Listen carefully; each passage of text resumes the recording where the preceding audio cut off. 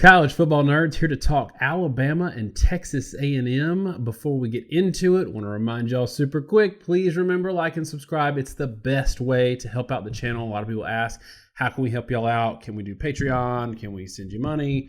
No, y'all, just like, subscribe, and at CFB Nerds, hit us up on Twitter. Josh likes to remind me because I don't always tell y'all what the Twitter handle is. All right, Josh, let's talk about this game. We're going to do it quick. We set 15 minutes. Let's see if we can do it in 15 minutes. Alabama, Texas A&M, both coming off of bye weeks. And usually the bye week is about getting everybody healthy. But for both of these teams, a lot of their injuries are like long-term injuries. But both of these teams have seen schematically and on the field where they needed to right the ship a little bit. So for this bye week, I imagine both teams spent more time working on things that were wrong on the field than repairing injuries. So in your mind, who benefited most for the timing of the bye week? Was it Texas A&M or Alabama? And tell me why. I think the answer to that is Alabama. And there's twofold reason. One, they got more guys hurt than A&M does. A&M has a fair number of injuries, and they got a lot of guys banged up too, like Matabuke's gone in and out of games, and he's missed some time, but he's still mostly able to play. Alabama's more of a mash unit. And when you go down and look, there's 12 guys, like looking at the couple sites that list injuries that have been injured or probable or out indefinitely or for the season with them. And of those, I think the thing that's most striking for Alabama is how many of them are starters, right? Because it's Joshua McMillan's a starter. Dylan Moses is a starter. Ryan Ray is a starter. Deontay Brown, who's been suspended, was a starter. He's back now, but maybe hasn't lurked his way in the lineup. Chris Owens, the center's missed time as a starter. The kicker record was a starter. And then a lot of, DJ Dale's missed some time with a knee. And then the other guys that are hurt, they're pretty much all the second string guys. Most of them that are the second string for the guys that were hurt. It's the amazing thing with Alabama isn't necessarily just that they've had 10 or 12 injuries, which isn't uncommon. I think the thing to appreciate is they've had 10 or 12 injuries of frontline players. I mean, their third string guys have all stayed healthy for the most part. It's their starting unit that's it seems like for 3 years in a row now has been about as decimated as anybody in college football. The result of all that is they've got a lot of young players that are having to learn the scheme.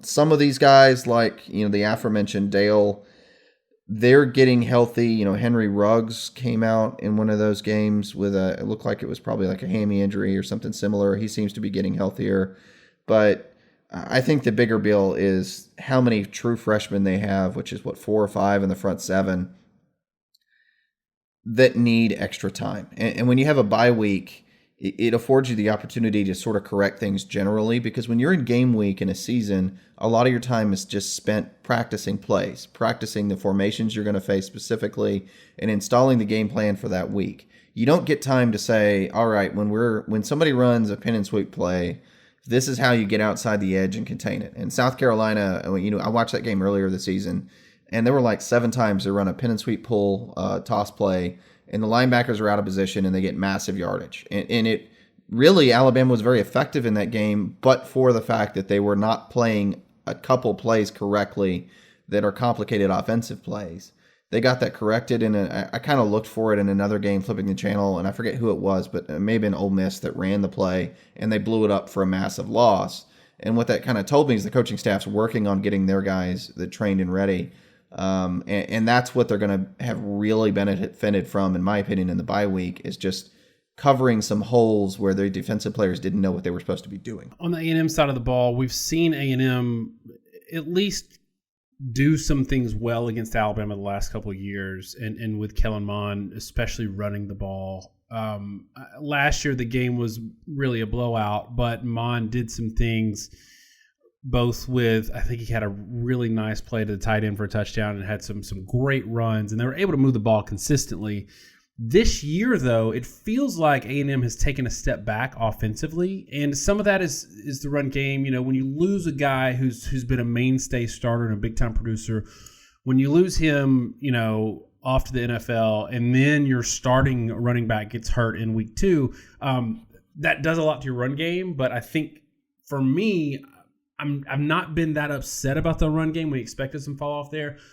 Watching Kellen Mond play this year has been very frustrating as someone, both of us, who have kind of been high on him throughout his career, in that I don't know that Kellen Mond is the problem anymore. The concern I've had watching him play this year is it looks like every throw he's asked to make in this system is a really hard throw, and he can make these throws, but they're really low percentage throws that are meant to break the back of a defense, but they're sideline throws into small windows, and there's not a lot of like easy, let's get our guy in rhythm kind of design plays, it seems, where, you know, that's one thing that Lane Kiffin did pretty well at Alabama, is they would give their not so great quarterbacks some easy early throws and get them in a rhythm. Mond doesn't have that. Mond is asked to make these ridiculous plays, these highlight throws as the core component of their offense, and I think it's throwing him off. Also, he's not running the ball, and he's the best running quarterback in the SEC, I think. Ole Miss might have something to say about that. So for all of the talk that we've said that Mond's, you know, having meltdowns is a bit of a head case, are there some signs that maybe it's Jimbo Fisher asking his quarterbacks to do way too much in this system, and maybe his system is, people have kind of caught on to it? I think there's a lot to that. One of the big things that happened last year was he wasn't asked to do a whole lot, right? I mean, the defense was better. We lamented the fact that the pass defense was a major liability last season, but the rush offense was a top 5 unit. When we did our preview, the beginning of the year, you know, my take on Texas A&M was that I was very skeptical and concerned that when the run defense took an inevitable step back from all the reloading that had happened, that the defense would start to collapse a little bit. And I think the biggest thing that's happened to Mond is they can't hold teams like Auburn to 28 points or Mississippi State to 28 points consistently the way they did last season. And yeah, they've done it some this year, but it's not. They're not beating Kentucky 20-4, or a team as good as Kentucky was last year. Let me be very clear on that. 20-14. You know, they're going to give up 20 plus points. That requires them to open up their offense. Looking statistically at Mond, he was a 7.4 yard per attempt guy, 134 QB rating on average last season. This year, it feels like he's worse, but he's not really all that far off the mark. 7.2 yards per attempt, 0.2 of a yard different, 138 QB rating, which was higher than last season. I think that the problem with it, though, is that 7.4 yard per attempt average was the average on the year, and the only time he's hit that this year was Lamar. When you look at his averages, it seems like they're going down, I think, because they are. They were inflated in that one FCS game and against bad competition. When they're playing better competition, they're low, and it's staying low. And, you know, I bought it a little bit against Clemson and against Auburn that maybe those defenses were awesome. And then the Arkansas game at 7.2 yards per attempt, that wasn't a good game. I mean, Arkansas, in terms of passing offense, gave up 8.2 yards per attempt to San Jose State. They gave up over 10 yards per attempt to Ole Miss in that loss. That was not a good defense. And I think a lot of A&M fans probably say, well, Arkansas game's weird every year, and it kind of is, but I don't know that game was an aberration. So I think there's a lot being put on him. I think he's struggling. Now, his stats aren't really different than they were a year ago, but I think they're much more chunk play stats now. They're asking him to make bigger throws because they don't feel like they can afford to dink and dunk the way they did a season ago because they're giving up 27 to an Arkansas. I think that's the overall problem with A&M right now offensively. And I believe I saw Jimbo Fisher say earlier this week that in a question about his quarterback not running very much, that you run when you don't understand the offense or something like that, which I think is total crap. Jalen Hurts is running all over people, and I'm guarantee you he understands that Oklahoma offense just fine. And by the way, they're undefeated. On the flip side, we've got Alabama, who has struggled with running quarterbacks, running backs, running anything, at least to the Alabama standard. I do think it's a little funny that when Alabama's backups give up a couple of touchdowns late, one of which was 5 seconds to go in the game, people are like, oh, look, Alabama's terrible. I think it speaks more to the expectation of Alabama being the number one defense in the country year in and year out. And there may be an unreasonable standard when their offense is scoring so much so fast. But for you, did seeing what Ole Miss did against Alabama, I know a lot was said that they didn't have tape on this quarterback, and he really just kind of made some Sandlot type plays. seeing him run all over Vanderbilt, I don't know it's Vanderbilt, but like 140 yards rushing or something like that. When you've gotten some space, some separation away from these games after you've seen them and thought about them a little bit, are you as concerned about Alabama's defense, especially their run defense, as maybe the national narrative is? Or do you think maybe that people are it's overblown a little bit? I am still pretty concerned. And a lot of it has been on, on backups in garbage time. They've got some issues. Like linebacker, they've got the freshmen in, and they'll get confused and they'll put in the other more senior guys, and they're almost worse. And we've seen that a lot, that they put in a backup or backup the former KO, the linebacker, and he totally will blow an assignment. Looks like he's a really good player, I'm sure he is, but he's totally out of position. They give up a ton of yards. That's happening a lot to them late. Maybe walking through, you talked about like Ole Miss, right? I don't take a ton from it. They've run for 200 plus yards in 4 of the last 5 games. Cal barely held them under 200. Cal's a good defense too. But Cal's a good defense, and Cal held them to 4.7 yards per carry. Alabama held them to 4.8. The reason the rushing total was higher against Alabama is they literally ran for almost twice as many carries. They ran almost 60 times against Alabama, so it's not a huge problem to give up 280 yards rushing, even if your opponent runs it 58 times. And then Vanderbilt, they just got 9.4 yards per carry and over 400 yards rushing.